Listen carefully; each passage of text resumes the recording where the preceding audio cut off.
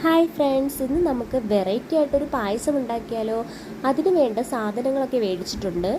നെയ്യ്, ഇത് അടയാണ്, പിന്നെ വെർമസെല്ലി, കടല, ചൗവരി, ഇതെല്ലാം വെച്ചിട്ടാണ് നമ്മളിന്ന് പായസം ഉണ്ടാക്കാൻ പോകുന്നത്.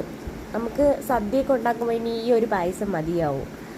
ആദ്യം നമ്മൾ കടല കഴുകി വൃത്തിയാക്കി കുക്കറിൽ വെച്ച് അത് നമുക്കൊന്ന് വേവിച്ചെടുക്കാം. പിന്നെ നമ്മൾ അടുത്ത് ചെയ്യുന്ന അടയാണ്. അട നമുക്ക് തിളച്ച വെള്ളത്തിലിട്ട് ഊറ്റിയെടുക്കണം. അതിൻ്റെ ഒരു ചെവയൊക്കെ ഉണ്ടല്ലോ, അതൊക്കെ പോവാനായിട്ടാണ്. അത് ഊറ്റിയെടുത്തു. പിന്നെ നമ്മൾ ചൗവരി വേവിക്കാനായിട്ട് അടുപ്പത്ത് വെച്ച് വേവിച്ചു.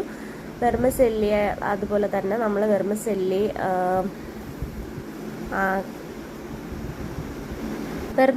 വറുത്തെടുക്കുവാണ്. പിന്നെ നമുക്ക് ശർക്കര ഒന്ന് ഉരുക്കിയെടുക്കണം. അതിൽ മണ്ണ് മഴക്കൊക്കെ നമുക്ക് അരിച്ച് കളയണം, അതിനാണ്. പിന്നെ അതേ നമ്മൾ ഈ ഒരു ചരുവത്തിലാണ് പായസം റെഡിയാക്കുന്നത്. ആദ്യം തന്നെ നമ്മൾ അടയും കടലയും എല്ലാം കൂടെ മിക്സ് ചെയ്ത് അതിൽ വെച്ച് ഒന്നുകൂടെ ഒന്ന് വേവിക്കുവാണ്. ഇതിനിപ്പോൾ ഒരുവിധം കഴിയാറായി. നമ്മുടെ ശർക്കരയും ഉരുകി കഴിഞ്ഞ് പിന്നെ നമ്മൾ അതിലേക്ക് വെർമസെല്ലി ചേർത്ത് കൊടുക്കുവാണ്. പിന്നെ ഇത് നമ്മുടെ കോക്കനട്ട് പൗഡറാണ്, അത് നമ്മൾ കലക്കി ഒഴിച്ചു കൊടുക്കുവാണ്.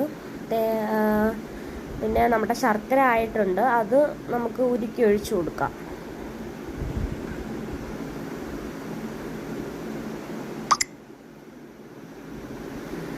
ഓക്കെ, അപ്പോൾ നമ്മുടെ പായസം ഈ ഒരു പരുവത്തിൽ എത്തിയിരിക്കുകയാണ്. ഇത് നമുക്ക് മധുരം ബാലൻസ് ചെയ്യാനായിട്ട് ശകലം ഉപ്പിട്ടു. പിന്നെ വേവിച്ച ചൗവരി എടുത്ത് ഒഴിച്ചു കൊടുക്കാം.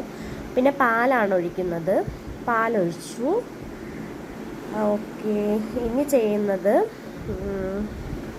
ഏകദേശം വെന്തിട്ടുണ്ട്. അതിലിട്ട കാര്യങ്ങളെല്ലാം ഒന്ന് വെന്ത് കിട്ടിയിട്ടുണ്ട്. ഇനി നെയ്യ് ഒഴിച്ചു കൊടുക്കാം.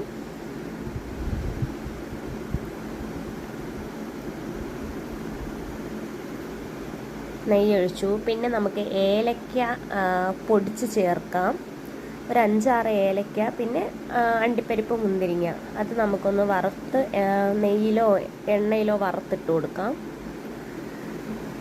അപ്പം നമ്മുടെ പായസം റെഡി ആയിട്ടുണ്ട്. നല്ലതാണ്.